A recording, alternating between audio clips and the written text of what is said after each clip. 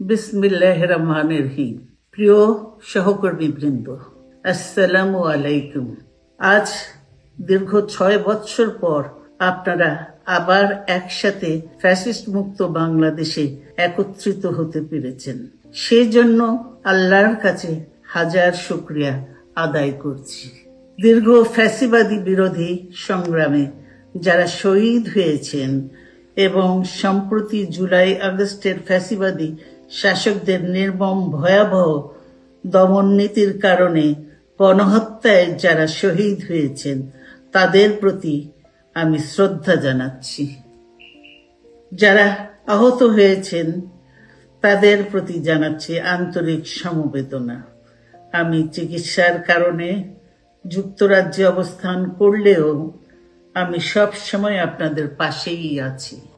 দীর্ঘ 15 বছর গণতন্ত্রের জন্য, আমার মুক্তির জন্য আপনারা যে নিরন্তর সংগ্রাম করেছেন এবং আমাদের অসংখ্য সহকর্মী প্রাণ দিয়েছেন, জুলুম নির্যাতনের শিকার হয়েছেন এবং প্রায় 1.25 লক্ষ মিথ্যা মামলায় জর্জরিত হয়েছে, এখনো আদালতের বারান্দায় ন্যায় বিচারের জন্য ঘুরে বেড়াচ্ছেন।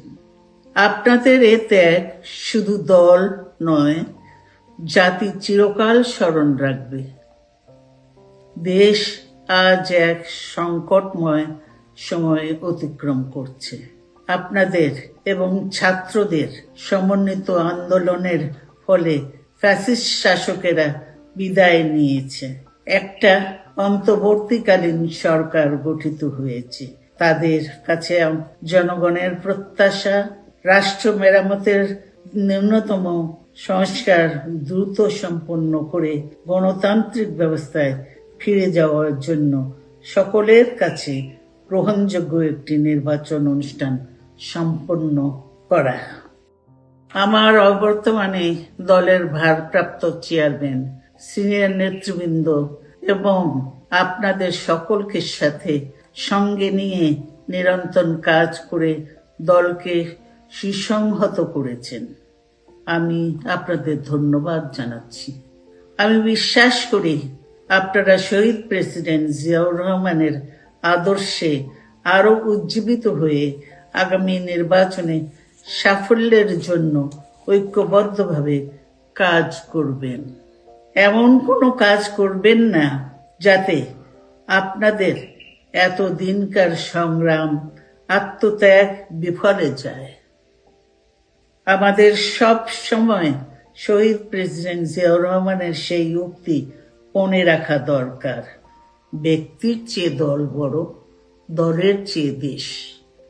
বাংলাদেশের সর্বস্তরের মানুষ, বিশেষ করে তরুণ সমাজ আজ এক ইতিবাচক গণতান্ত্রিক পরিবর্তনের জন্য উন্মুখ হয়ে আছে। ক্ষুদ্র ক্ষুদ্র সংকীর্ণতা ভুলে দেশ ও জাতির বৃহত্তর স্বার্থে আমাদের কাজ করতে হবে। এখনো ফ্যাসিস্টদের দোসররা এবং বাংলাদেশের শত্রুরা গণ অভ্যুত্থানের মাধ্যমে প্রাপ্ত অর্জনকে নস্যাৎ করার জন্য গভীর চক্রান্তে লিপ্ত রয়েছে। ইস্পাত কঠিন ঐক্যের মাধ্যমে জনগণকে সঙ্গে নিয়ে এবং চক্রান্তকে ব্যর্থ করে দিতে হবে। গণতান্ত্রিক বাংলাদেশ বিনির্মাণের জন্য আমাদের সকলকে একযোগে কাজ করতে হবে। আসুন আমরা আগামী দিনগুলোতে শহীদ জিয়াউর রহমানের স্বপ্নের আধুনিক, সমৃদ্ধ ও গণতান্ত্রিক বাংলাদেশ বিনির্মাণের জন্য আমাদের সর্বশক্তি নিয়োগ করি এবং এত ত্যাগের বিনিময়ে প্রাপ্ত এ অর্জনকে সুসংগত এবং ঐক্যকে আরো বেগবান করি।